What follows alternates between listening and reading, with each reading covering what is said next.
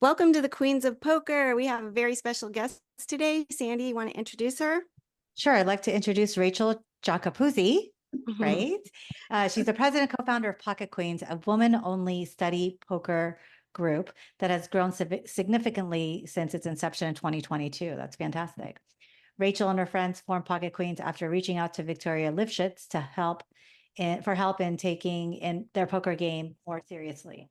Victoria, as an experienced poker player and entrepreneur, began giving weekly lectures and hand history analysis to Rachel and her group of friends, which eventually led to the formation of a larger community.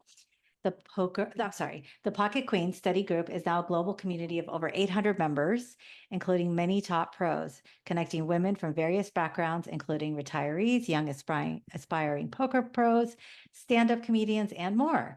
The group provides a supportive environment where women can share knowledge, participate in their internal leagues, and even form grindhouses for playing poker full time. That's incredible. Awesome. Yeah, it's amazing, right? I just want to mention like how I met Rachel, how I found the Pocket Queens is Sandy and I were talking about names for this podcast. We had like a list of possibles. And then I thought I better check and make sure nobody's already using Pocket Queens or Queens of Poker. And I found you guys, I found your website. I was like, oh my God, I'm joined. And then Rachel got back to me. I believe it was Rachel. And I started reading the story. I'm like, I need to join this. Like, this is amazing. I'm paying like all this money for training and they're helping each other for free. And how many times I've had questions that with especially GTO, I don't understand. I've done expensive training in GTO, maybe not the right ones. And then I've used some of the solvers, and after playing poker for many years without that stuff, it goes right over my head. So to hear like other women drilling it down, explaining it, so they have like a hot mess area for like when you're getting harassed or just BS that you put up with at the table. I just love it. And I'm learning Discord. I did have it from some of the other training, but I didn't understand it. So, and getting to know Rachel just a tiny bit has been awesome. This is why I wanted her to come on, and hopefully, so any beginner women or even people who have played a long time like Sandy and I can learn from it and gain something. So hello, Rachel. We would love to hear your story. Oh gosh, my story is a long one to get to where I'm at today. I've always been competitive and we played card games growing up. Like my family used to sit at every holiday and we would play a game called Blitz, and the entire family would be there playing, and cheating was highly encouraged at that game. And and so we just always grew up that way. And then right around like when most people started playing poker was the moneymaker boom. And we all, No Limit was a thing and everybody wanted to play. And so I was an adult by this time, and we would play with family, and we would have like little tournaments here and there. And, we all thought we were good players, but we were just playing with just our family. And then I kind of just had kids, and had a life, and, we stopped playing, and then met my boyfriend, Dennis, in 2016. And he had been playing poker for decades, like actually real poker, going to the casino, doing all those things. And he had like a home game once a month with friends. And I told him one day I wanted to join his game. I know how to play poker. And I remember the first time I played with him, I folded a set like on the fly. And because they were being so aggressive, and I didn't know, and I thought I did that on Saturday, by the way, so it wasn't bad. But it was funny because like it was solely just because I didn't know, and they all lost their mind when I told them what I had, and I was like, oh, I don't know how to play poker. And so I just dealt for him for years. Like I just dealt their games, and it was great, and I learned a lot, and I always made money. They lost and I won. And then COVID hit, and we were on lockdown, and Dennis was living with me at the time. And so we were just like, okay, I said, teach me poker. Like he was playing on Poker Bros or something, that was the only thing that people could get. And he taught me theory, and I learned how to play, and I was obsessed with it during lockdown. I learned how to crochet, and I learned poker. Not baking like everybody else. Yeah, exactly. And so, then things started opening up, and, I would go to the casino. And remember when the casino started first opening and everybody was in a mask and there was plexiglass everywhere. And it was Yes, so that's difficult. so crazy.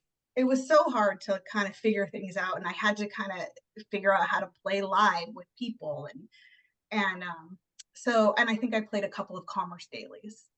And that year, this was 2021. And so WSOP was doing, they were doing their series in the fall.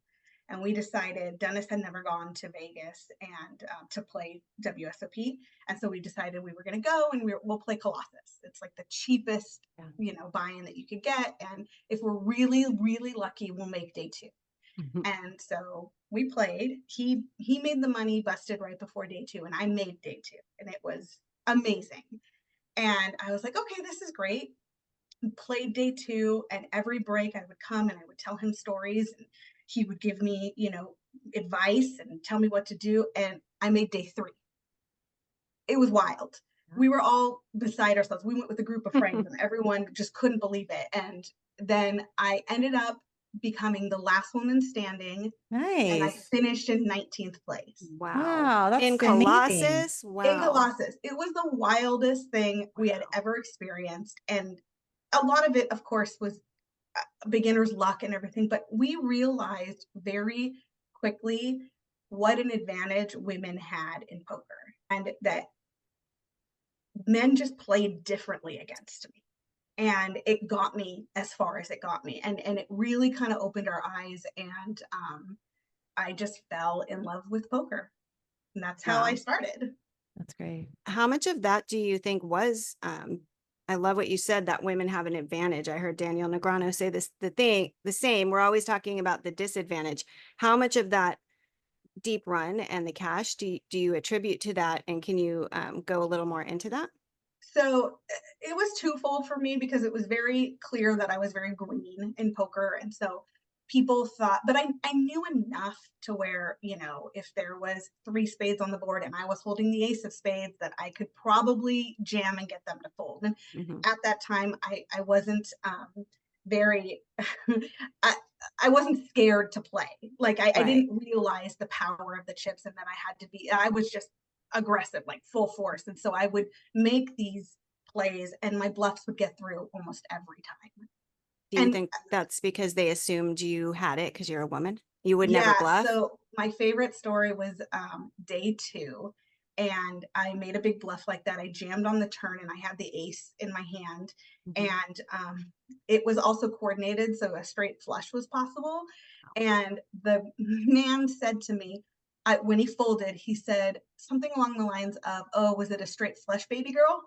And I said, "Yeah." I love and that. was it. And they just didn't, I love that. They made a lot of mistakes because they just, whatever prejudices they had against playing women, I was able to weasel my way out. Smart. Did you say you made it obvious that you were a beginner?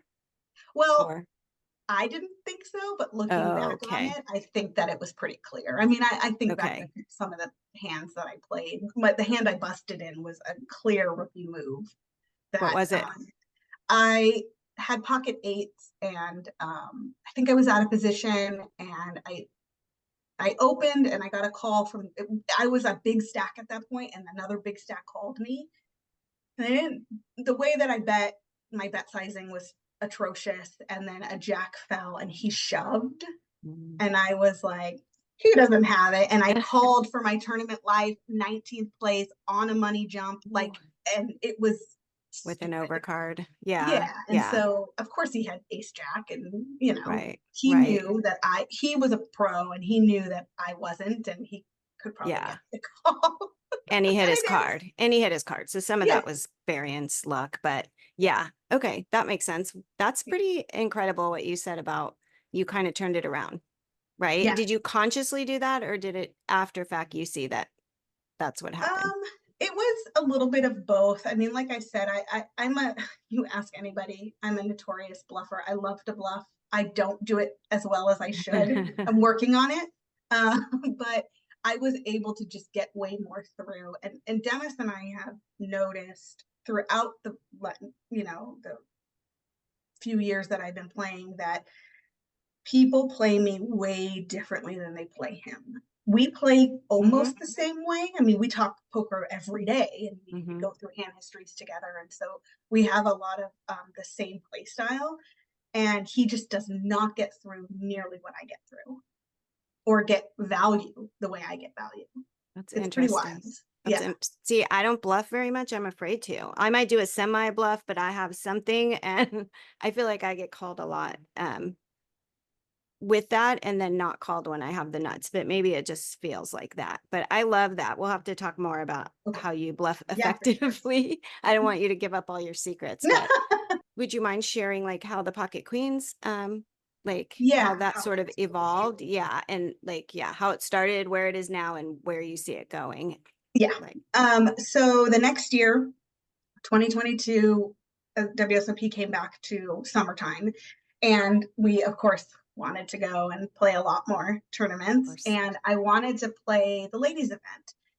It's a high buy-in, it's $1,000. And so that's, a big part of my bankroll. And there was a Twitter contest from Katie Stone.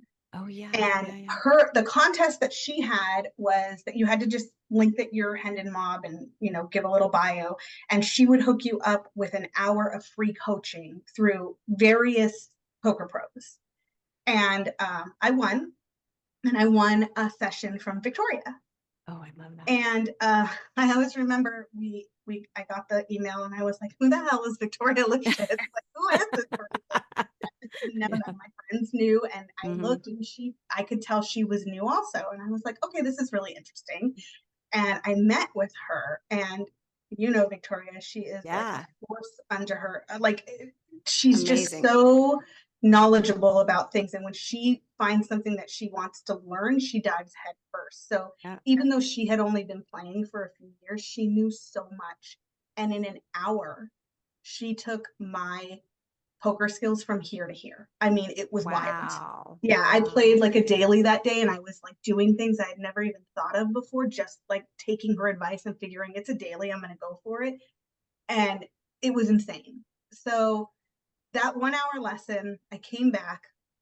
I'm really lucky that here at home, I play with a bunch of women, and it just worked out that way. The group that we have here, shout out to Rounders. There's a lot of women that play in that group. And so I came back, and I was talking to a few of my friends about how amazing Victoria taught me this, and this, and we're talking, and they're like, oh, that's so great. We should start a study group. It was like 6 or 7 of us, and it was just the women. We're like, okay, women only, no men allowed.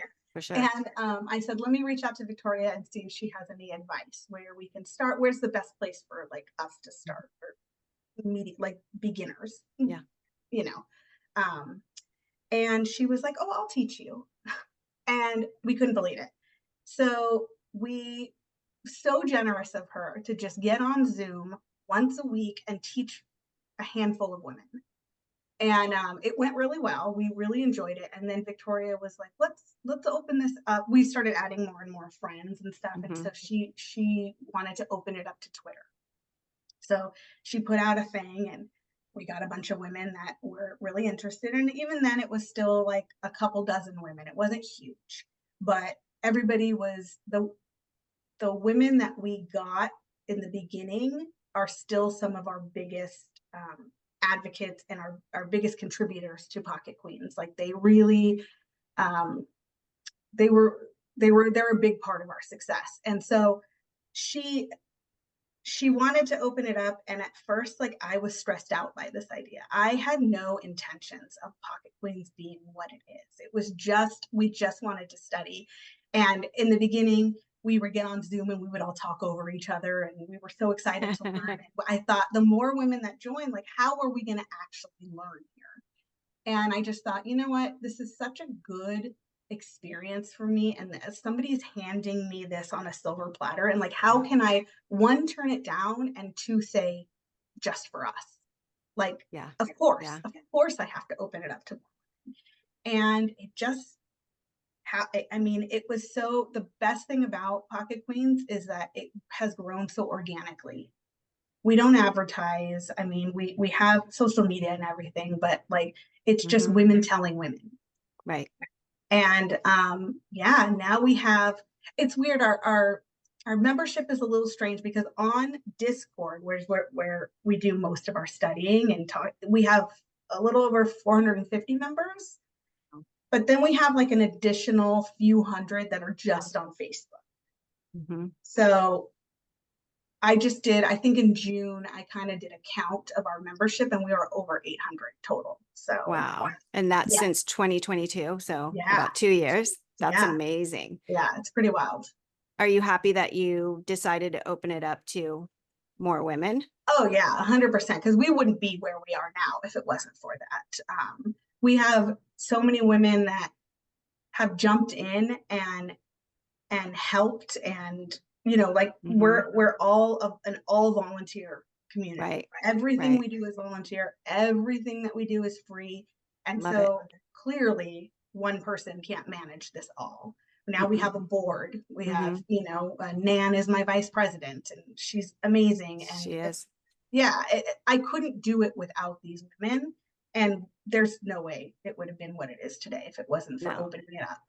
And I didn't know in the beginning. I would be like, is it okay? Like I would meet somebody, play with a woman at the casino who was newer and frustrated, and I'd say, there's this group, but let me check with them. Is it okay? Who can I tell? Like, I didn't know. Is it a secret? Are you trying to keep it small? Can we talk about it on the podcast? I wasn't sure. So I did get the idea that you guys are sort of like seeing what comes up and going with it. Right. Yeah. Yeah. I mean, the more women, the better. We've met so many amazing women in this group, and the idea that we've only scratched the surface is pretty awesome. Yeah. I've met some amazing poker players.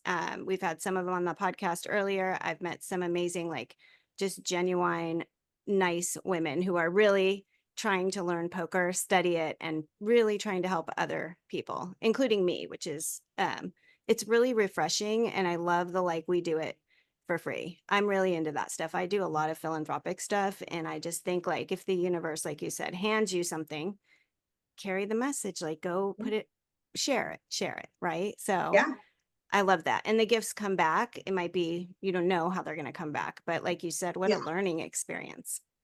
Right. Are there any issues or challenges now with the Pocket Queens? Challenges come with any big group like that, trying to manage it. And like I said, the fact that we are volunteer, it's really difficult to get people who are willing to put the time and effort in. I mean, we're all busy. Right. If we don't have careers, if we don't, like, so many of us we have careers, full-time jobs, we have families, we have expectations of us, and it's hard to put the time in and be consistent about it. So that's really the hardest part, and those are the challenges, is getting women to volunteer their time. But we get so much out of it that those of us that do are so grateful for the opportunity. That makes sense. And maybe putting it out there more broadly that here's the areas we need help, right? Like I see that in the other women's groups too. Sometimes there's a lapse between like you've been small and now you need to delegate. I've done that in my business too. Like you have to delegate. No, I'm a control freak. I want to do it all myself and make sure it gets done right. And that's something I've struggled with. And I struggle with that too. It's a learning experience. Yeah, it's human nature, right? Especially for certain personality of people who start things, right? Who actually go ahead and do stuff. Like you're gonna want to protect it, I think, and a little bit. Is there anyone specific you want to shout out, like some of the members or training men and women? Because I know there's a lot that went into helping Victoria for sure. She's freaking amazing, and I want to have her on. And I probably will talk about her a little bit more later. But in addition to Victoria, is there anyone you want to shout out or? Well, I mean, our board is amazing. Nan, we've talked about. I worship the ground she walks on, because if it was not for her, we wouldn't do a lot of the things that we do. I mean, she is behind the scenes. Nobody understands all the work that she does behind the scenes. I mean, she's our data freak, and she loves it so much. And there's some initiatives that we're working on that if it wasn't for her, wouldn't have gone off the ground. And then we have, you know, Naomi and Day that are also Yes. board members, Terry and Shar.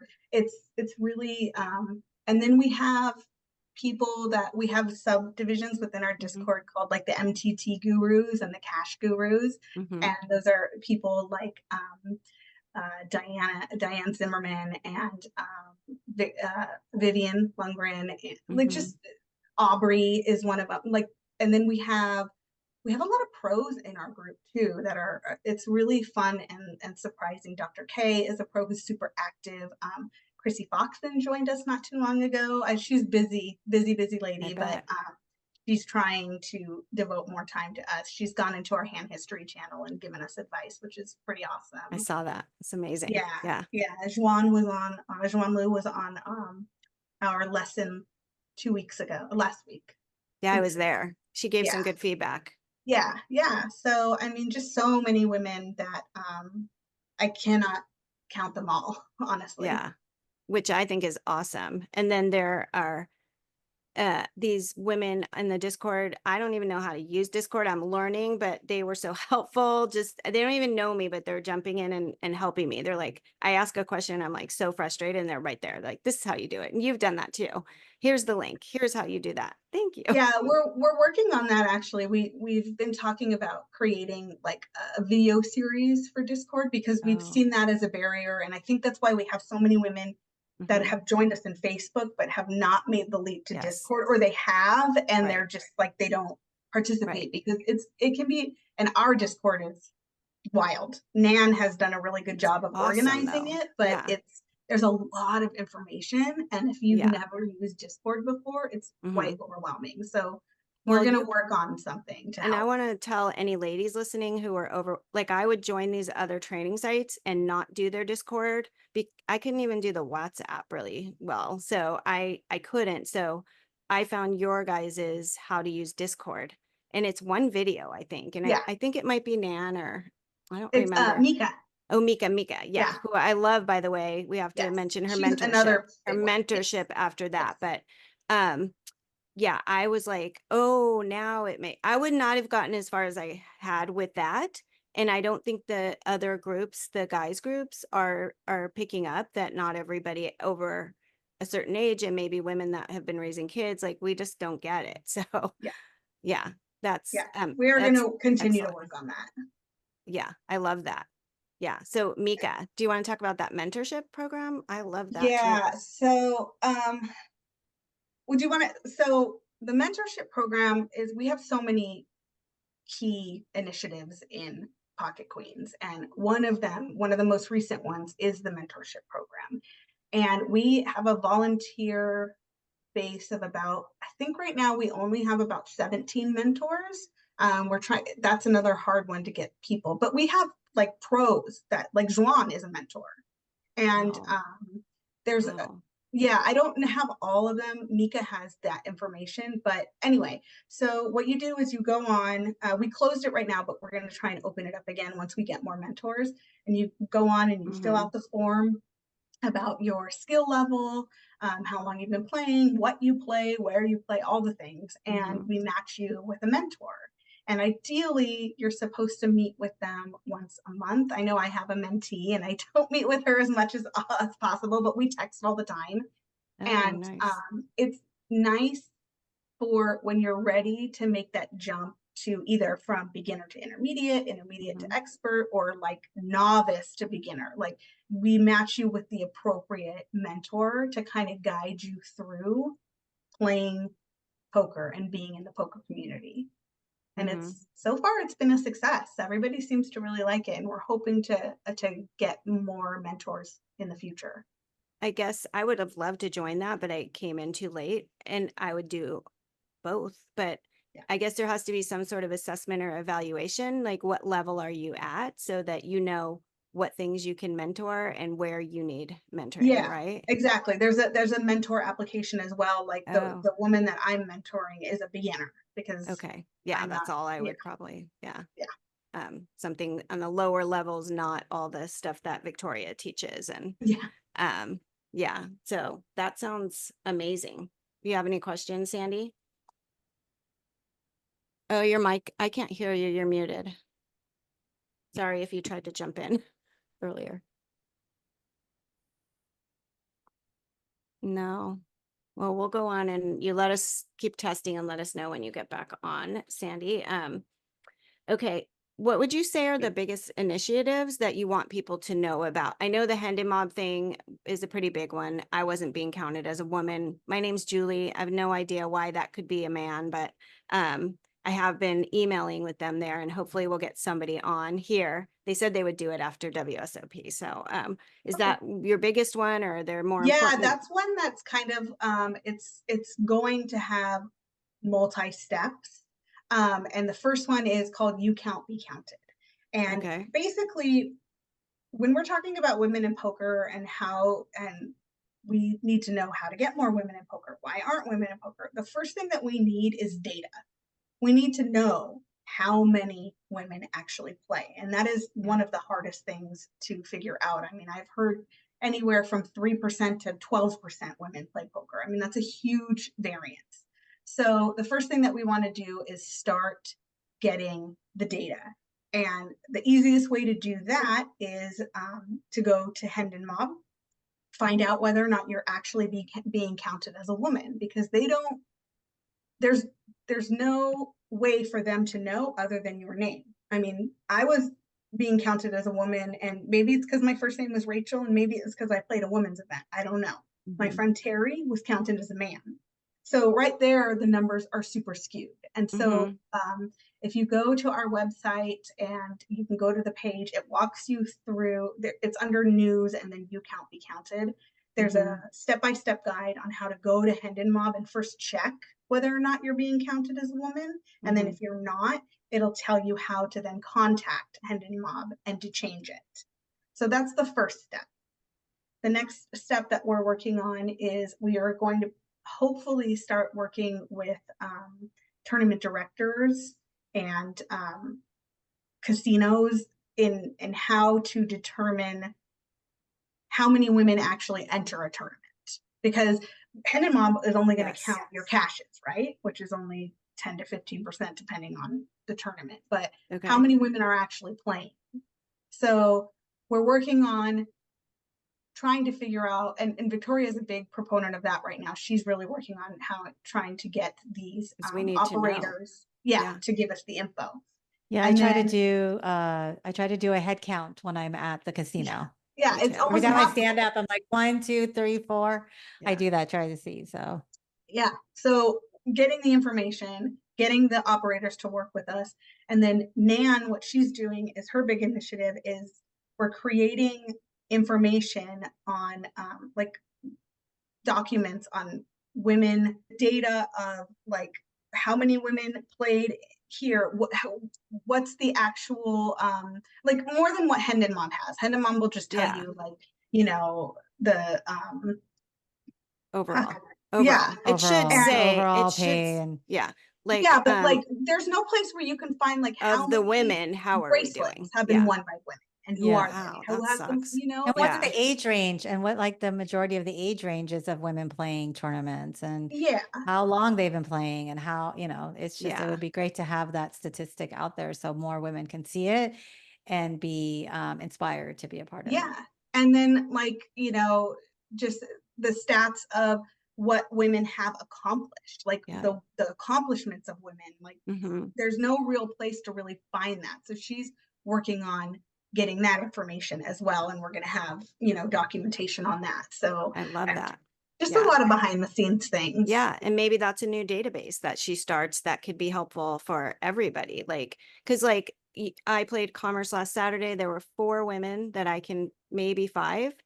4 of us lasted down to the last 27. 2 of us made the final table.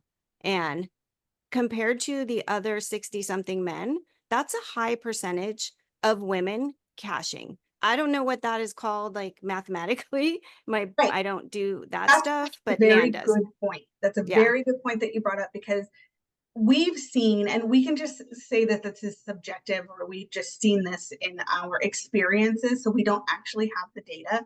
But in a lot of our experiences, we've seen that like maybe there's 3 to 5% of the women that actually start the tournament, But when you're in the money, it's more like, of the people that have made the money, women make up 20%, or, it's Right, such a right. massive difference Right. that we want to have that information so we can say, look, like, women are We're really good. good at poker. Yeah. Yeah. Because And Statistically, we're better because Yeah. there's less of us in a tournament. And when Right. one or two of us make the final table, statistically, we're better players because there's less of us who make it to them. There's 100 guys who make it, and at the final table, there's 8 of them, and there's 2 of us. Yeah. That's And maybe huge. there was Yeah. 10 players. It's a huge difference on the difference of play. But it doesn't So look that's- like it. So they can No, it underestimate doesn't. us still. Correct.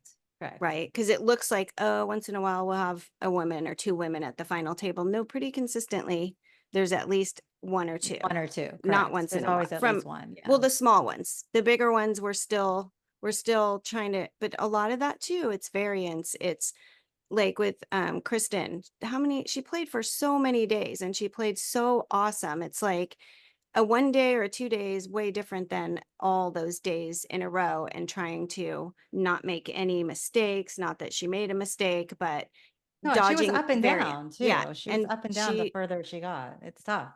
dodging sure. variance for that long, a male or a female, is a big part of the battle, I think, Yeah. right? But I wonder why. I guess women have never really had a voice in poker until recently. So maybe that's why we have not been counted. Yeah. Right? Yeah, Or 100%. lumped in with We're the men. trying. Someone said to Yeah. me, "Oh, I saw your podcast." And I said, "Thank you. Did you like it?" He's like, "Yeah, but I don't really get it. What didn't you get?" Well, do we need like special poker things for Black people and Asian people and Chinese people? And I'm like, that is way different than male, female. We don't care like what nationality, what ethnicity you are. Like, it's a male, female thing. And he's like, you just don't get it. And I'm like, okay, never mind. We're done talking. But yeah, do you ever hear things like that, or do you hear people not? All the Yeah. time. Okay. I mean, Good. It's not just me with the crazies. well, and this whole thing against like, why do we need women only tournaments? And oh my God. men have been there. If you notice that a lot of the series, that depending on where they're located, they just won't have women's events anymore. Correct. And that's It's because terrible. Here. yeah, it sucks because they don't want the blowback of these men who are just like, why have a women's only event? And they don't see the benefits of it. A lot of that happened last year. I don't know if you guys remember, and I forget where it was, but there was an Gardens. event. No, this Oh, was was on it? the Okay. East Coast, Oh. and with the Santa Bro issue. Oh yeah, it And was in Wasn't Vegas. that It was in Florida with Vegas. Diana No. or Yes. Diana? I thought it was in Diana. Vegas. And the No, one it guy. was It's Florida. because The whole story is on the other podcast. Is it It was the the? one guy that Can't think of the joined, name. Yeah. and everybody wanted to knock him out. He ended up winning. It's Yeah. like, why do you have to play? It's like the whole purpose of the women's tournament is to help learn how to play also and make more. I find women's tournaments like sorority kind of, like everyone's really nice. You make new friends. I love women's tournaments. Mhm. It's just a Me too. different energy. It's less toxic. It's more relaxed. I don't feel like I have to protect myself from a male energy. And it's just completely different. And I don't understand why it's an issue. I understand California because of equality and they don't want to be, it's discrimination kind of thing. But they can play, they just make it more expensive for them and they give us the discount. And it I doesn't don't say think they women's can. only. I don't think they can do that in California, and I think that that's part of the reason they do that in Nevada. Well, they They did it charge last extra. year. Wait, at the what do you Hawaii mean? Gardens. Do you think Charge it's extra. the legal thing? They said they can give a discount. So To they'll women. say it's 10,000 for everybody, but there's a discount for women in this tournament. That is legal, right? Yeah, Right, that's in legal. Nevada, Right. but is that legal in Oh, it is California? legal here. Because- I was okay. told they're hiding behind that the card rooms now, like you said, just pressure from the men and hiding behind the law, but yet this week in Grayton, ladies go support. I'm going to do it if I possibly can, but it's far from LA. They're having a women's tournament on the 22nd. So that's like next week. I would rather spend my money supporting the actual card rooms that have women's tournaments than support these ones that are bowing down to All they need to do is what the bike did, like, I think it was 2 years ago. They ran our ladies tournament, which was a blast, and then they ran a 50K that started Mhm. maybe an hour later. Maybe you were there, right? So many women traveled, came to that, bought Yeah. in several times, and then went to support the next one if they busted out, and there were no men that I saw entering. Well, that's funny that you say that, because I was at that tournament. There were no issues with men. Nope, And then when I went to the Gardens it tournament, was terrible. there was no other tournament. I think it was Right, like a PLO right, tournament or right. something. Right, But on because December. there was like 4 Yeah, I men ran that deep in that one. joined, and they were like, well, I wanted to play, and there was nothing else to play. So they Yeah. just Which is fine, but my issue with that one, I was there as well. One of the guys was such an asshole, and he was making There was like more than 4. miserable. Yeah. Yeah, but there was one specific guy there that was like a miserable human being and just making everybody miserable There's at their always some of table. those. The girls were like wanted to take him out so bad, but it's like, okay, fine, join, but be nice about it. We're Yeah. trying to just enjoy ourselves and He's not deal with the insecure. chaos of the way men play. It's not the same thing. And it's like, I wish we had more. They can play, that's fine, but just be decent human beings while we're playing with each other. That's all I Yeah. ask. No, The- I've noticed a marked difference since the Santa Bro controversy on. Santa Bro. Yeah, that's a Yeah. funny story about that. I think his Was name was it was Dave, right? Like the Santa Diana, redhead. who Yeah. is our treasurer in Right. Pocket. She Was in ended up there. going head to head with him. It's a She great got in story. second place. And the funny thing is that because there was a bounty on his head, I think the bounty was equal to third place money. So women Oh. wanted it. So they were Yeah. going after him. Yeah. And of that's course, awesome. Lost him. after he bought in a couple times, he was just hitting, you Mhm. know, the women would shove lightly and he would hit. And so he ended up going head to head with Day He's a and great having player. like a 4-1 advantage. And she got them even. Mhm. She grinded. I Yeah. mean, she was wrecking him. Yeah. And then he got lucky, you know, as you do, and you know, he won. And I don't think people talk enough about how she outplayed him for a majority of that heads up session. And then it didn't go her way. I'm glad you mentioned that. I heard Yeah, I it didn't even know from, about that. well, I mentioned it on a previous podcast and I heard it on the Rec Poker podcast. You guys can go listen to it. I think it's got Victoria, Diana, another pocket queen lady that does that podcast. I'm blanking on her name, but Caitlin. is it Caitlin? Okay. Yeah. And I think there's another lady Okay. too. And it is in one of our other episodes. I'll link it, the Rec Poker podcast. It's an amazing story because Diana tells the whole thing. Yeah. And she really did kick his butt.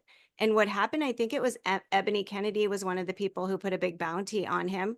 Of course, I always want to do that. I feel like we should, but sometimes it incentivizes them to keep doing it. And at that point, his little baby male ego was involved and, you know, he was going to pay whatever. Like, it's kind of gross, but I find that happens sometimes in poker. Like, you want it to be the idiot at the table goes out and gets what they deserve. And sometimes it's just, It it's happens all the poker. time.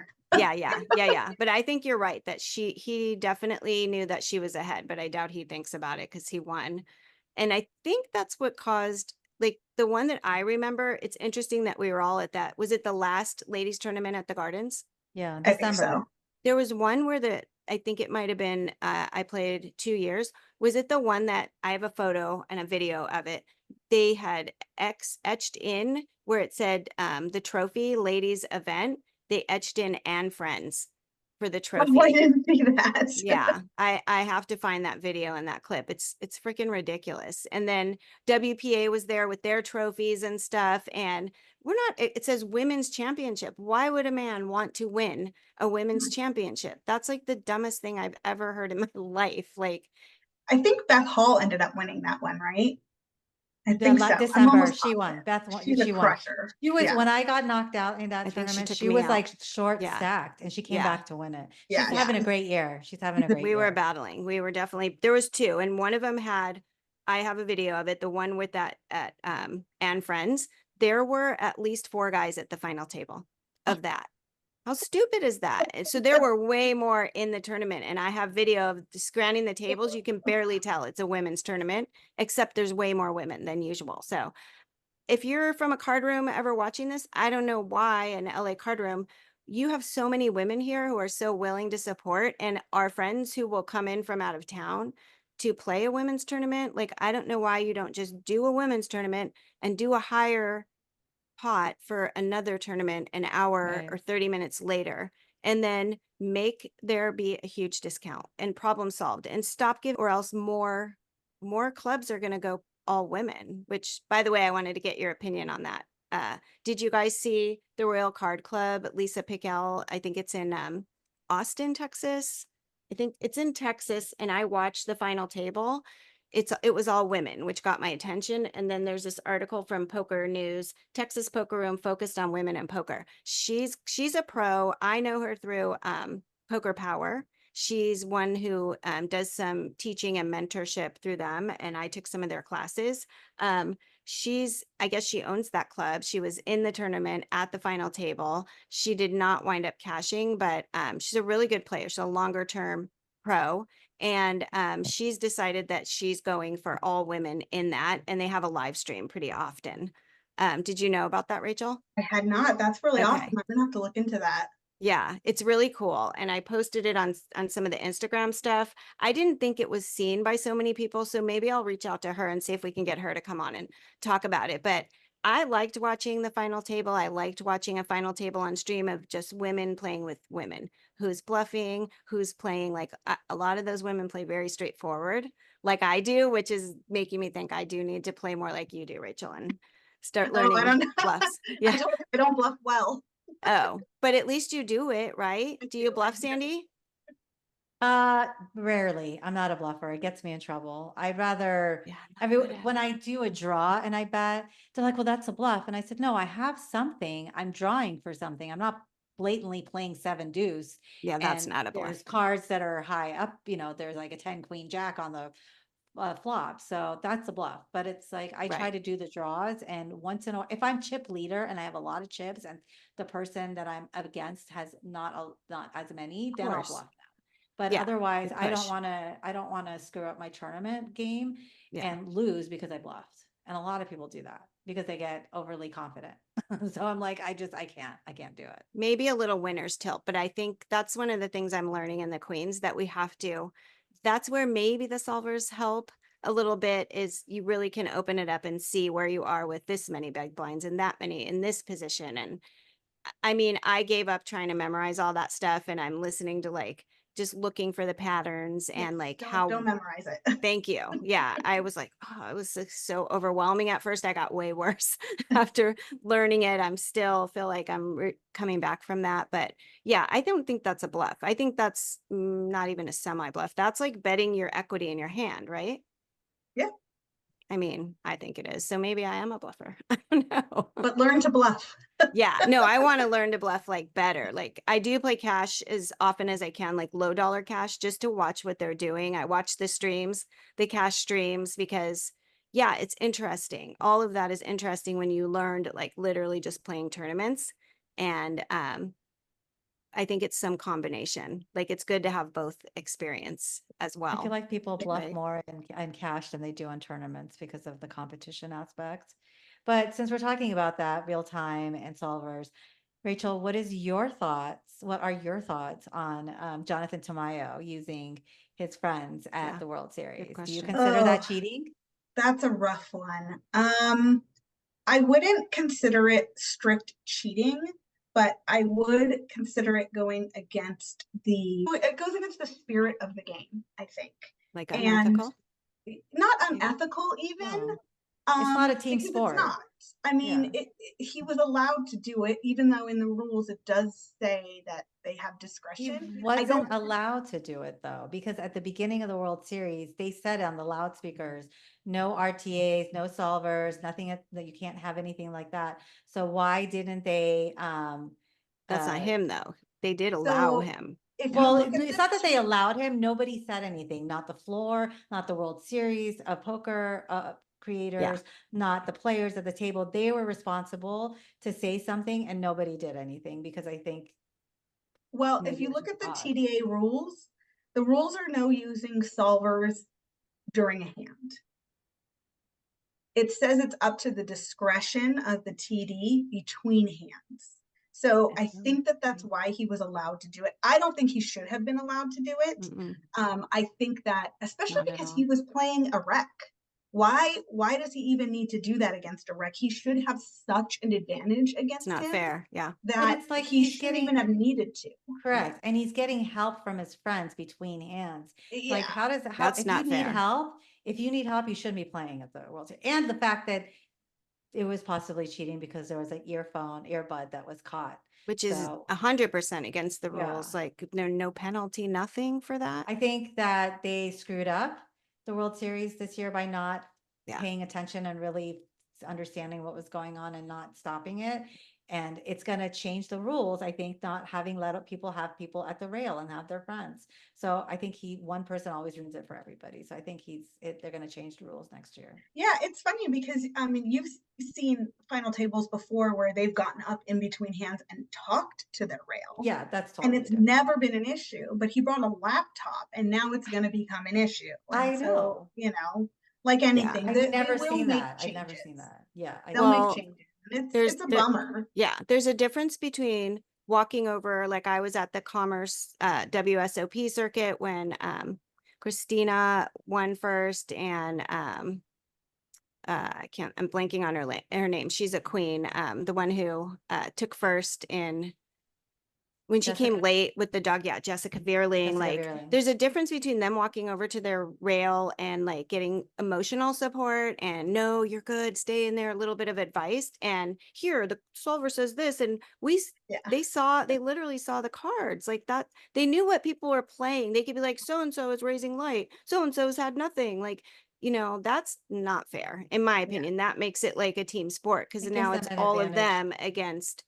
It's not just them two, it's them and whoever they brought with them and however good their advice is, No, it's very frustrating to right? watch that. Yes, Yeah. absolutely. It That's sounds like true. we all agree though that maybe it wasn't on him. He kind of got away with it, whether he knew that or not. But the WSOP and the tournament directors didn't do anything, and I don't get why. Maybe they didn't want to look bad and make it like look bad on the stream, or I don't know, but that's like cover your ass before you cover your actually do your job, right? And stop thinking about how it looks, because now a lot of people I feel like are not going to be trusting to buy in, and it's going to make the rules tougher for people that just want their emotional support people there, right? Or Yeah. their moral Yeah. support or whatever. And Yeah. definitely there should be a penalty. I didn't even know that you couldn't have headphones in because I've never been at a WSOP final table, but I after to think, oh, he just did it anyway. That's a clear rule broke.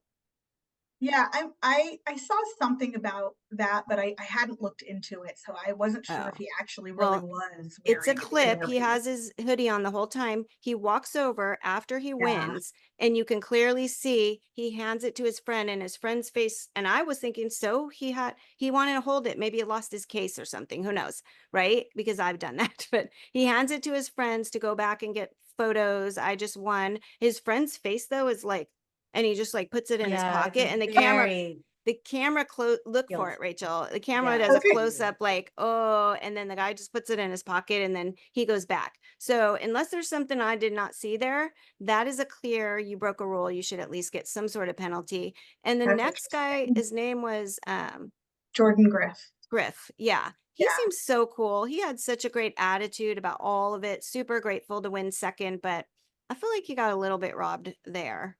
Oh, 100%. He didn't have right? people helping him on a Yeah. computer. He did get Yeah. robbed. There was a sure. good podcast, and I wish I remembered the name of it, but I'll try to look for it, where he discussed his feelings after, and he wasn't he wasn't upset or anything. He was grateful, and he didn't have too much of an opinion. He just said in that moment it shouldn't be his job, right? Because he's so focused on trying to win it. The tournament directors and the staff should have said something, or the other players way before that, but Yeah. they all were kind of. Well, I'm willing yeah. to bet that that Jordan Griff had 100% of himself, and Tamayo probably had maybe way less than Jordan had. So I'm willing to bet Jordan actually walked away with more money than Tamayo anyway. Wow. Absolutely. I didn't even Absolutely. think about that. That's a Yeah. great point. Yeah. Cause I mean, he just had, he had a great attitude about all of it. They're like, "What are you going to do now? You just won." He's like, "I got to go to Costco. I got shit to do." I love that. I know. I was like, that is my kind of person right there. He's like, That's I funny. got stuff to do, right? He's got a baby on the way. So good. I love seeing like good, It's cool reality, people for winning. Yeah. sure. Winning. And I don't know Jonathon Tamayo, but his coach has shown himself to not be Dominic Nietzsche or something, to not be like that honest with some of the stuff that I read, if that's true. And I don't know, but it's definitely caused me to question like why was this not handled by the staff?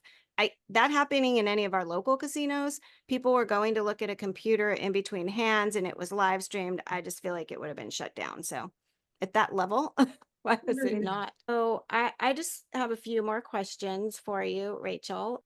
I know you're a mom, right? We've talked about that. And luckily your guy is a poker player. What do you think are the barriers to women who are moms who maybe like I waited until my daughter moved out to really spend time studying or playing because I do run a business. I do have a husband. I am busy. My husband did not like it at first. He sort of put his drew a line and I was like, no, there's no more line. I'm too old for that. I will do my hobbies. Like right now he's on a fishing charter. Go fish. Fish for 2 weeks, 3 weeks, go fish, right? He doesn't really like poker. He doesn't have the patience for tournaments and or he just doesn't love it, even though I learned through him playing. Like I felt guilty, right? If I was going to be that mom in the casino all the time while my kid maybe needed me, even though I don't know now. But what is your position on all of that? Because I think there's other women who deal Well, with that. I think you nailed it with the guilt part. I think that women inherently feel guilty about a lot of things, Yeah. unfortunately. And uh, my kids I'm finally an empty nester. I got one left. He's leaving next Yeah. week. You have 3? And How I'm many? 3. Yeah, I have 3 kids. And Okay. they're, I just dropped Emily off last week and then Lucas leaves next week. And so, but this last year, I kind of knew that it was my last year with them in the house. And so I knew that I wouldn't have this time back. And so I didn't play nearly as much as I wanted to. Okay. And so, and a lot of it is guilt. Like, I'm not going to have them for much longer. They need me. They need their mom. They need, like, I have to show up to all the events, Yeah. God forbid we ever miss something. Mm-hmm. So the guilt is massive. And then there's other barriers like money. Like we all know that there's a wage gap Yeah. in the That's United true. States. I mean, it's just, it's a Mhm. fact. And Yeah. so 100%. women Expensive. women tend not to have the extra money to spend on things like poker. Right. And not only, so combine the money issue with the guilt, and not only are you spending time away from your kids, but you're spending money on gambling and you're spending money on yourself and you're not Yes, spending it it on your sounds kids. like, yeah. I mean, and whereas a man, if they say, I'm going to go play poker with the boys, cool, bye. Yeah. Blow off some And steam. yeah. Yeah. And there just aren't those, Stereotypes are. there's It's not double those standard. It's a stereotypes for double men. standard. Yeah. Yeah, Mhm. absolutely. Yeah. A double standard. Yeah. It's you can kind of put it to like I could be out shopping for clothes or I could be Yeah. going on vacations and we Or could be day doing drinking. day drinking, whatever. But instead, you're using that money that you would probably use for those other, activities and use it for a tournament or go have a nice, fun weekend at the casino and playing, cash or whatever. But we Yeah. all have our little, kitty of what we want to use. And I think the guilt is silly. It's very double standard. But it's also our choice and we should be able to do things that we love as long as we're not. Yeah. I mean, even when you have a family that is supportive, like my kids are Yeah. all super supportive of poker. But I remember a few months ago, my daughter was telling me that I think she was hanging out at her boyfriend's house. And she said that every time she would hang out there a lot and they would ask where your mom is. And it was always like she's going to play poker. Yeah. And they would always kind of look at her like, oh, your mom must be a degenerate. Yeah, totally. And and even though they were supportive, it's the Mhm. outside Right. world that doesn't quite understand it. Totally. The Yeah. stigma of playing poker, we've talked about this before. People think of it like the Wild West, where you're at a saloon and you're drinking Got a and you're cigarette hanging fighting, out of your mouth. cigarette out of your mouth, and it's like a Yeah. bunch of degenerates, but it's not. Yeah. It's changed so much. If you from the World Series showing the types of people and who play, it's much more open for everybody. And I wish Mhm. people would take that stigma out of their head and see that. Yeah. That's I why we need mean, more women. That's why we need more women to yeah, change there the is a stigma. great point, because there are, I'm going to look up what the percentage of actual gambling addicts, because that is real. Gambling addiction is real. There's going to be a certain percentage, even of women and moms, and I've seen them, but I don't usually see too many in tournaments. I see them at like the casino Cal games and Yeah, blackjack blackjack and and baccarat. Yeah, those Mhm. are the ones that I know, and maybe cash games at poker, but they're never very good. Yeah. They're not studying. It's just, it's different, and I think we can get sort of pigeonholed as that's what's happening, right? And I just think that it is a sport. There is a whole different part of poker. Even as a business owner for a long time, I didn't talk about my poker. It didn't seem important, but also maybe a little guilty, or a little bit like, I don't want to be judged like they think I'm at the casino all day or something like that. What do you feel like that as a business owner, Sandy? Oh, can't hear you again. You can't hear her, right, Rachel? No. Okay. We'll just wait That till better? Can you hear yeah. me? Yeah, you Oh, I must be don't know what happened. unplugging or something. Okay. No, I don't know why okay, it's Can't fine. lean back. As a Business business owner. owner, Yeah. I have clients, and only recently they know that I play poker because of the podcast. So, Yeah. but they're all excited. They're like, "Oh my God, that's Oh, so cool. good. You're so cool for doing something like that." But it's, I don't want Nice. them to think that all I do is spend money and play poker. It's like Yeah. it's a competition to me. It's not about gambling. I'm not a gambler. I don't like losing money. So Either. it's, for me, it's about winning and beating other people and being the best at it. And all of us who play poker are very competitive. Anything I do, I'm very competitive. So for me, it's a different kind of feeling about it. But now I feel more comfortable talking to people about it than I did before. Me too. When my husband first, when I think it was like 2022, I started, I tried out with a league. I was playing at the casino like at least once a week, right by our house. Hustler, he would like drop me off, pick me up, because there was like bad degenerates there. He was like worried about me, and then like I kept playing. I think he thought I was just going to stop or get tired of it, which is possible. I do things like that, but I've been playing poker a long time. And he said, kind of like what Rachel said, my friends think it's weird that my wife's at the casino every weekend night. And I was like, okay, first of all, not there every weekend night. Second of all, I'm not looking for dates or partying. Like, come on, dude, be real. Like, this is not going to work, but I did Not a give it some, nightclub. yeah, it's like I'm out. Like, we've been married like so many years. We got married in 2000, so 24 years. Come on.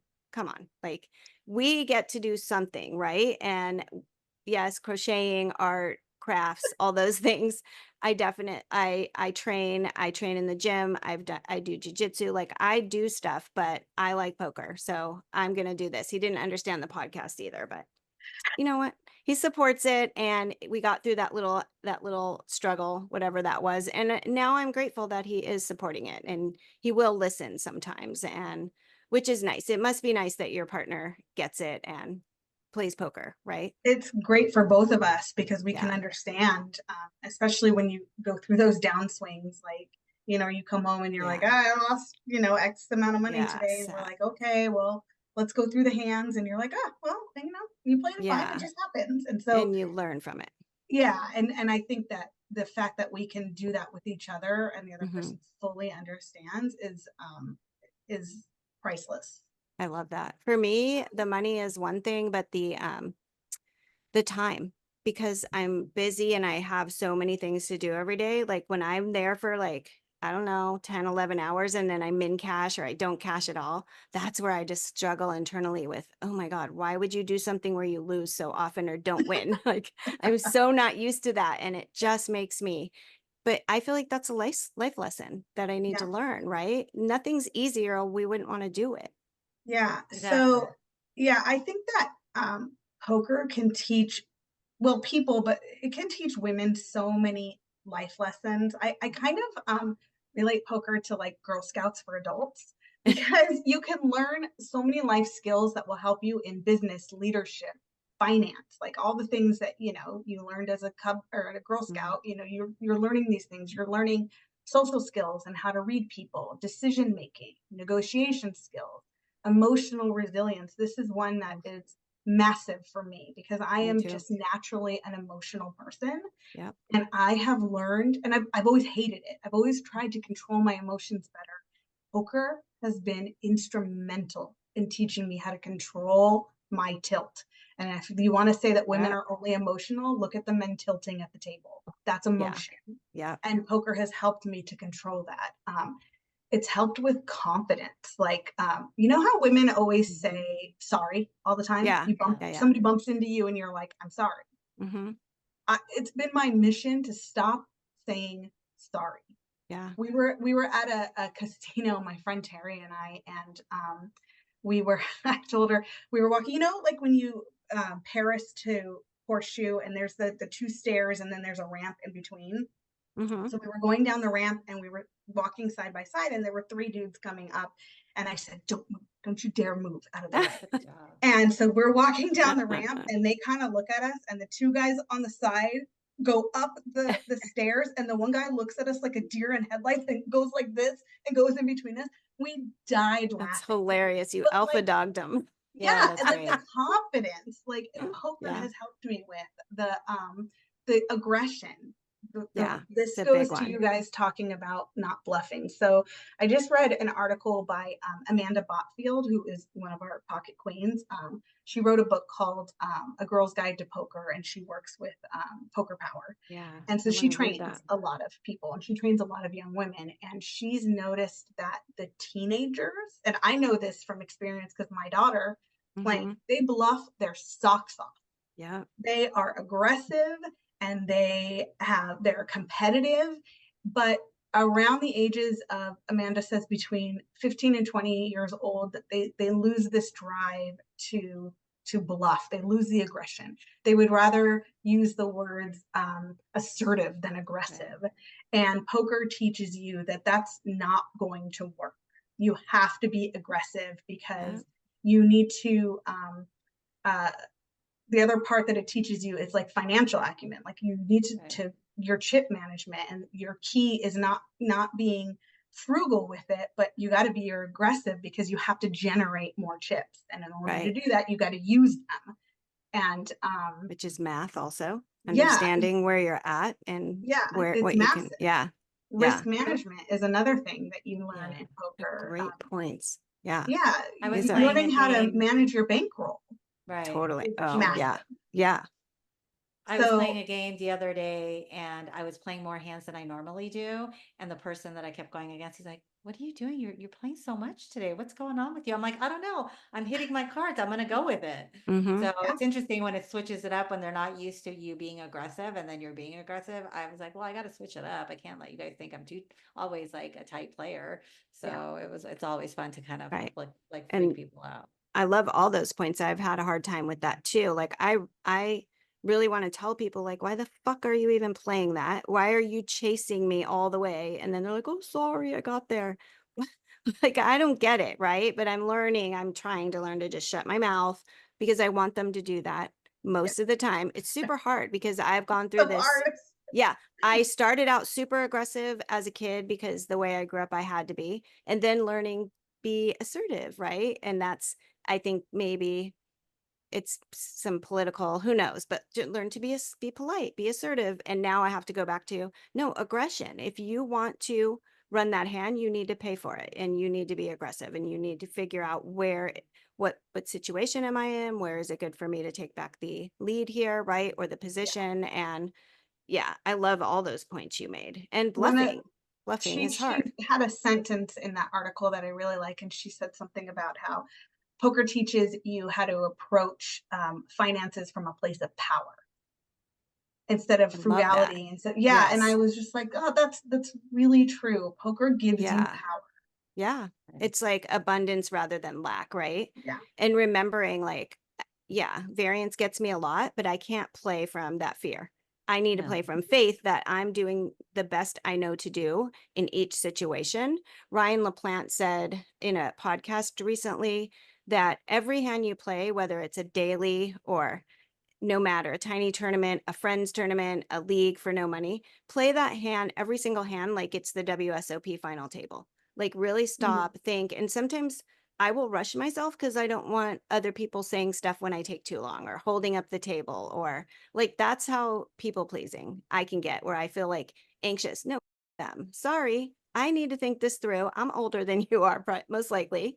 I got to just stop, think it through, because otherwise I make mistakes when I'm basing things on feelings and not the facts Yeah. that are in front of me.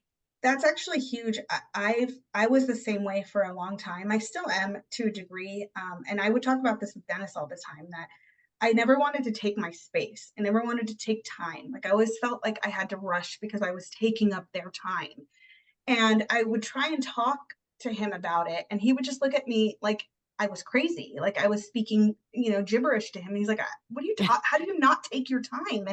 And I realized that that's like not something that men usually deal with. Like they'll take their time. They don't care. And then I take that conversation to our Discord. I jump into the mindset channel and I say, hey, ladies, like this is what I'm struggling with. And then everybody helps out and everybody gives you your opinions, and then you work on it. And that's, another reason for Pocket Queens is just. So you were doing the same thing, basically. Oh, yeah. Oh, yeah. And what has helped you with that? I'm just taking my space. I mean, it really is in your own head. Yeah. You just have to do it. Because we have a space at the table. We deserve that time. We don't need to. I think it is a mom and a partner, a woman thing, a female thing. Like, oh, we need to make sure everybody's okay. Yeah, right? We're in charge of keeping the peace and all. I do, like, people will start fighting. I'll be like, come on, you guys, calm down. Let's just play the game, right? I'm not their freaking mommy. Why do I just do that? It's so weird. Just sit back and watch the chaos. Yeah, just sit back and watch and just be planning my next game move, right? Stay in the game. So those are excellent points. If you want to just, and was that Amanda Botfeld, was that an article or a book? I think it was an article on 888 Poker, their website. Okay, 888 Poker. And she does have a book, though. The Girl's Guide to Poker is a book, right? I had a note somewhere that I wanted to buy that. So we are reading a book in the Pocket Queens. Was it Elliot Rose A Game, right? Yes. Yeah. Because I had bought it but never finished reading it. So Same. I'm trying to read it now, and I'm also reading Konakova's book. I have 80 books, some on nutrition, my business, and all the time. But I'm trying to get that done so I can. Do you want to just talk real quick? Tell us, the ladies, about the league, and then So we're going back to Pocket Queens itself. We have so many initiatives. What the things that we do are just beyond. I've stopped counting. So mainly everything is through our Discord, and that's why I try and get as many women, like the ones that are on Facebook, come to Discord. That's where everything happens.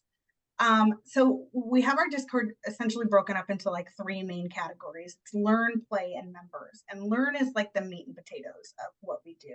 We have channels for hand histories. We have a theory, a mindset. My favorite one is the Magics channel, and that's all about like women's intuition and feeling. And that's a really haven't fun seen channel. That one yet. Oh, get on that channel. That channel's really fun. Then we have our lessons, which is massive. We have our weekly lessons. Love it. They're mostly once a week. We always take a big break between WSOP. And so we're coming back from that right now. So we're trying to get people scheduled. But we've had Chance Cornuth, we've had Lucky Chewy, Victoria, of course, does most of our lectures. Jungleman, Rabbit Chow, all the Solve for Why guys, Berkey, Hunt, Tice, they've all done lectures. Maria Ho, D-Negs, Helmuth, they've all given some, and and there are more. Like there's so many more. Shout out to all of you for helping women study poker and sharing and then like that. Solve for Why actually houses all of our for free. They do this totally for free. They house all of our past lectures. So you just have to get onto Discord and find out how to get access to them, and then they show up in your library. and you can watch everything. And they're great videos. I've gotten Yeah. through a decent amount, but so Yeah. many more. Yeah. And then we have our daily study group, which is Mhm. mostly a group of East Coast women, because Yep. they do it. They call themselves the ladies who lunch. Yeah. They do it on their lunchtime, which is 9 a.m. our time. Right. So I you usually know, can not a jump lot in of us. 10 at 10. I try to Yeah. keep a spot for my break. Yeah. But it's great, and I've heard some really good So things have good. come out of that group. Mhm. We just started our book club. Uh-huh. One of the things I will say about Pocket Queens is somebody wanted to do a book club, and Mhm. so we were like, super, Let's do it. do it. Yeah. You do it. Yeah. If you come up with an initiative that you want to see done in Pocket Queens, we will just help you get there. We are Love it. all about, and that's another way that we grow organically, is if somebody wants to do something, Yeah. now you've taken on the responsibility. I and love now it. you do it. Autonomy. Yeah. So Anya is running the book club, Mhm. and we're about to have our second one, and they've been pretty good so far. Then we have our play, and this is the group where we have the league, which is this is our second year doing the league, and so It's basically amazing. what it is a way for all the things that we've learned. We want to see that you're actually going out there and Fine. using them. Mhm. So you get points based on caches. We do have an online league that's free once a month. We have ours Yeah, tonight. I do that. And you get points for that as well, but then you also get points for outside caches. And at the end of the year, we tally up all the points, and the top 3 get $1,000 from Victoria to use in a poker buy-in, like a So tournament nice. buy-in for Yeah. whatever you want. This year we added a mixed games league, Love and that. Kathy Chang. yeah, Kathy Chang is, massive, Crusher. helping us out with that, because she's a huge mixed game crusher. That's a once in a week online.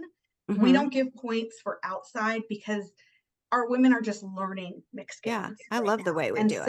Yeah. And so it's hard for us to say now go out there and play mixed games, because those buy-ins are usually pretty big. Yeah. And if you're just new to learning, it's really Like kind of me. Yeah. it's So kind of those like do not count? fair. The last The night, outsides do not. the last night on online, does that count? Yes, that Okay, counts for good. mixed game. A Yeah, final so table. you'll get points for Cool. that, and then there's prizes for Right. that. And then recently we have started a heads up league on Thursday night. I've There are played no that. prizes for that yet, because Yeah. that's new. Catherine Right. Grant wanted to start that, and so she Mhm. took full ownership of that. And now Love it. every Thursday night we have brackets, and ladies get on and they practice heads up against each other. Yeah. And then in the play we have like a sweat channel, which is one of my favorites too. So like if you've made you should have done this when you made the final table recently. Get on there and get into the sweat channel and say, hey guys, I'm final table, and you will have a virtual rail, and it's awesome. Love that. Okay, I So will. much It was Saturday. I need to figure out how to get Discord on my phone. Yeah, okay. Once I do that, then I will do that. Or maybe I'll it's text really you and be fun. like, Rachel, Yeah. I'm at the final table. Yeah, it's fun to see that support, and because when we play these local tournaments, we don't have a rail. No. But you can have a virtual rail. And I love it's that, pretty because awesome. it does feel like a lot of the guys, I mean, at some casinos, I know everybody. And the women are such a minority that it is nice to have. When I see a woman at the final table, I try to take a photo, bring it up on the podcast or the Instagram, and then go say, good, take it down. Good for you. Congratulations. That's great. Right? That's great. Yeah. Which I think we all should be doing. Yeah. Most of us. And then we have the members group, which is things like, the mentorship, but we have one of our other favorite channels in there, which is the Hot Mess channel. Oh, I love that. And that's the one where we can just kind of go on there, like, spill our guts and just say, hey, this happened to me. And, or that's a fun channel too. And it's just a way for us to kind of bond with each other on a different level. So, well, and talk each other down when we're like, I freaking hate poker. This guy said blah, blah, blah, blah, blah. Yeah. Because that's important that somebody understands how we feel. So it's an amazing group. What they're building is it's pretty profound, and we're in the center of it. And it started here in LA. I think Victoria's in Vegas, or where was she? No, she splits her time between Minnesota. Oh yeah, the Midwest. Yeah. And Victoria said she would do another podcast with her, and I'm listening to one where she's telling like how she started and political oppression, all kinds of stuff. She started as a chess master. Very interesting woman, and I've interacted with her in Discord and watched her classes. Her brain is way different than mine. She has everything I lack in computers, math, like all that stuff. So listening to that and like recently not wanting to underbet a big hand like aces or kings because of how often I get sucked out on. And her she said, raising too high with aces and no action, that's a tragedy. Yeah. I love how blunt she is. Yeah. And I was like, it is. Yeah. It's funny because she's so straightforward and blunt with Love her it. advice and stuff. And at first it can be like, when I first met her, I was like, oh my God, why is she doing that? Like what, like we would kind of argue back and forth. And what I love about it is she has taught me that it's okay to be more direct. It's okay to just speak your mind, and we don't have to take it personally and just cut through the bullshit and like, here it is. I think you're going to enjoy having her on your show. Love her. She's a really good story. Oh my God. From what I've heard so far, I can't wait to hear the end of it. So yeah. And just what she's done here with not really that many years in poker. Right. That's amazing. And how fast she's done so well with it. And she just like, and Chewy and this guy and all these like young pros and she, I'm looking her up because I don't think I have her. I don't know where I feel bad that I skipped out on where she lives. Oh, in the Midwest. I think you were right. But yeah. And she's introduced me to Octopi Poker and different different tools that I would not have known about. So I really try to catch her classes. I love the league. Here she is donating money to encourage us to keep going on our training. Oh, is it Montana? Oh, you're right. Montana. Yeah, that's not the Midwest. That's I like Montana. Montana. No, it's beautiful, beautiful. Yeah, because she was a hiker too. She was a hiker and she was a hiker and an outdoors woman before COVID, right? And then got into poker. So COVID changed a lot of things. That's amazing. Yeah. Any last things you want to share with us or any last questions after Sandy? Yeah. Okay. So I want to address something really quick about what I feel. People always ask why more women in poker. Yes. And to me, the answer has always been really simple. And it's to grow the game, right? We're always trying to grow the game. And so I did a little, I did some math off air, never do math on air. Nice. And I wanted to give an example of why I think that this is so important, that we can grow the game and that the women population is the way to do it. So let's take the 2024 WSOP main event, right? There was 10,112 runners for a prize pool of $94,041,600. And the first place was $10 million. So according to a poker growth stream, because we could not find this anywhere else, which is why you count be counted is important, there were 358 women that played the main event, which is 3.5%, right? Not a lot. But let's go ahead for argument's sake and say that number is off a little bit. Let's just give them 5%. Let's say that women made 5% of that price pool. So 500 runners were responsible for like $4.7 million of that price pool. The men made up the remaining, $89.3 million. So that's 9,600 men that played. So let's say all those men come back next year and they play. And now you have an equal amount of women that replicate the population. So now there's 9,600 women that have also come to play this main event. So now you're talking 19,000 runners for a prize pool of $178.5 million. And first place would have gotten $18.9 million. Wow. Poker is about making money. Poker is about growing the game. If you get more women to join and they reflect the population and we're 50-50, your prize pools have almost doubled. Who doesn't want that? It just, to me, it doesn't make sense that that's not something that you wouldn't want. It's clear as day to me. Right. I love it. That's the same answer I've given, to grow the game. I don't understand why men feel so threatened, want to gatekeep. Not all men. There's a very small percentage. This channel, by the way, is over 80% men, Wow, that's watching. great. But that might be because poker players are men, Yeah. and I play with mainly men, and I invite them. But I hope that that more women will start to watch, and we will see that. I've never heard it explained the way you said it. Hopefully we can make a clip and get that out there, because it is to grow the game, and it is something that will feed on itself. The more women that play, the more women will play, Yeah. right? And the Yeah. less we And feel more money. intimidated. There's more money to win. The more women play, That's the more money there's to win. that's the point Like she that said. should be Yeah. that should be the bottom Right. line, not, but Right. again, men have the insecurity or the ego, and that plays into it. I don't play into it like that. I just want to play and win and have fun. And it's Yeah. a totally I different was mindset. I was wondering and hoping a man would tell me the truth, why he doesn't want women. And a guy Right. talked about the podcast recently at the table. I think he might have been a little drunk, but he said, do you want some feedback? After he said, I listened to your podcast, The Math with Jeff, right? So he had some critical things, and I'm like, okay, thanks for that. And then he said, but I don't understand why you want to encourage more people, more women in poker. It's not good for women. Women don't need to be doing this. Yeah. And I said, everybody at the table, like all guys except me, their mouth dropped open. It was later after the tournament cash game. And I said, that's exactly why, because you think it's okay for you to sit here and play poker, And but play it's that. not okay. Your wife, your female friends, that doesn't make any sense to me. And that's exactly why, because, and this is a person who irritates the crap out of me on purpose. So I just smile and try not to let him, and hope that I can stack him when he gets drunk enough.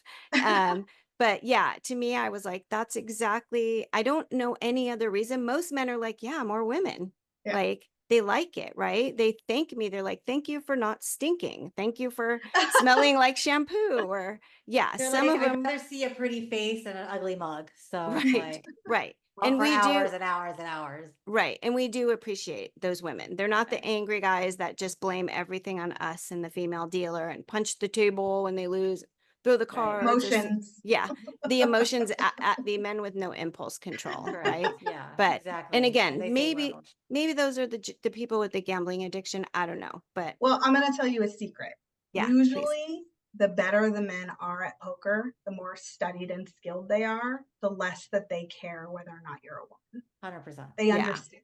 That makes And 100%. so, Yeah, they just want more people in to pay yeah. the guarantee or whatever, and put Or toward if the you pot, knock which is them out smart. and then try to give you an advice on how to. Yeah.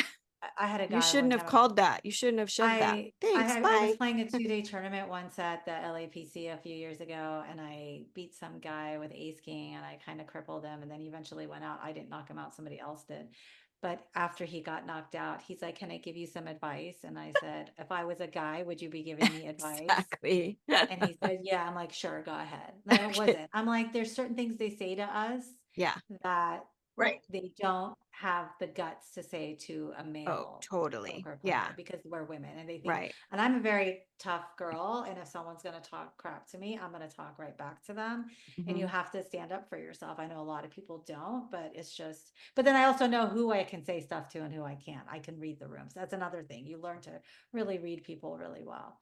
But yeah, I think the more studied they are, the more professional they are, the kinder they are, the nicer they are. And they welcome new faces. Like Daniel Negreanu is one of the most like fun people to watch at big tournaments because he's like friendly with everybody and he doesn't take, he's not mean to anybody. So Mhm. people should take cue from those types of people, the players. Emotional control. It all goes Yeah. back to like, can you control your emotions? And we all go on tilt. It happens. I've definitely done it myself, and I can be vicious with my mouth, and I go back and I apologize, right? I catch myself and I go, I'm sorry, my bad. I need to walk away. I need to calm down. Or maybe it's a week later when I see the person, I try to make it right, because I don't like being that kind of person. And hopefully we have more people that are, it seems like we'll go through a period where everybody's angry and crazy or a tournament, and then Right. we'll have, like, the bike has been really nice people lately, and the ones I'm sitting at, I could be at Yeah. a different table, so I don't know, but hopefully more people will listen to podcasts like this. If you're watching this and you're a man and you don't think we need more women in poker, just tell us why. We really, really would like to know why you don't want us in your games, in your tournaments, at your table. We are open to listening. And if you just don't believe women have a place in these areas, that's fine. That's your point. We're not leaving because of it, but it's That's so good to funny. Do we know. really want their opinion on why they don't want us? I would like to hear it. I'm all about letting people have their opinions, and we can differ in opinions as long as they're nice about it, right? Yeah. No. I mean, that's just, unless we start pulling this stuff up and talking about it, it's just going to be acted out at the tables, which is worse when there's like a tournament on the Right, line, for I sure, think. because then you're stuck So, with them. right. Yeah, And at that's the least with the problem. man who gave his advice, his opinion and his advice, like I know where I stand. I kind of knew already, but it was interesting to hear. And either way, he watches. So that's good. Exactly. That's good. Yeah, Yeah. that's the You know who plus. you are. Thank you. You know who Thanks for you are. watching. Yeah, for sure. Oh my God. Thank you so much, Rachel. This was just awesome. I so appreciate you. I appreciate that last point you made because I had not even thought about that. I thought it generally in my head that we would add so much more money. On our first podcast, Sandy said something like, women we have exposable income, especially as we get older. Like, I don't know why they don't want us. We have the time, we have the income, we don't have like kids to take care of at some point. Right. Like, I don't know why they wouldn't want us in there, but we smell Yeah. better usually. I'd rather go play All good poker points. than, yeah, it's like I would rather do a tournament than go to a bar and drink and waste Yeah. money like that. At least Yeah. I'm enjoying myself and I Yeah. can get something out of it. Right. So it's, You're yeah, it's a totally different thing. paying for the evening's entertainment pretty much, right? 100%. Yes. And some of the guys might meet a girl, you never know. Who knows? Hopefully, that's not all they're going for, but I've heard people meet at playing poker Well, awesome. here and Thank there. you. So Yes. Thank you so much for yes. Of coming course. on. Thank you for having me. Yes. Yeah. And I will put all the show notes and the links when I get this up, and I will let you know, Rachel. And yeah, hopefully we'll have you on again anytime. Let us know, and definitely want to have Victoria on. And just go check out Pocket Queens, ladies. It's only for the ladies, but go check it out. And now the men know about it. So they probably, Pocketqueens.poker. oh, thank you. Yeah. Pocketqueens.poker. And I will make sure all the links to the website and everything are here. And then if you want to join, I believe if this is wrong, tell me. You join on the website, you fill out a form, and then you will get the Discord and all those things, correct? Yeah, I will Okay. vet you. So give me as much information to show me that you're a woman. I Mhm. I ask for social media or hand in mob or whatever. So just give me as much as you can. I'll vet you and then I'll send you a link to the Discord. Love it. Love how down to earth and real you are. And so excited about this episode and what you shared. Thank you guys for listening. I'm going to stop the recording. Bye. Bye.